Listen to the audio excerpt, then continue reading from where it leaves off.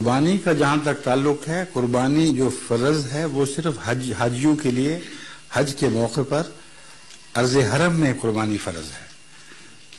باقیوں کے لیے قرآن کریم میں کہیں قربانی کی فرضیت کا کوئی ذکر نہیں کیا، اس لیے وہ حج کی قربانی کی تائید میں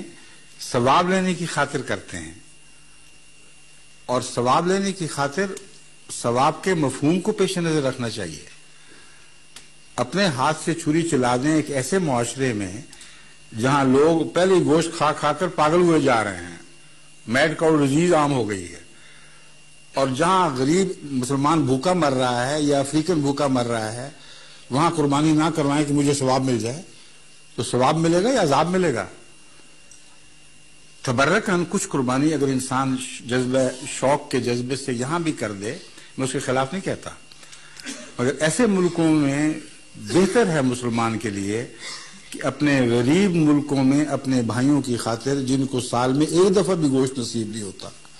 سوائے اس کے کہ قربانی کے دن کچھ مل جائے، وہاں قربانیاں کروائیں۔ کیونکہ اللہ تعالیٰ فرماتا ہے کہ قرآن کریم کی آیت ہے کہ اللہ تعالیٰ کو نہ قربانیوں کا گوشت ملنا نہ خون ملنا ہے، تمہارے دل کا تقویٰ ملے گا۔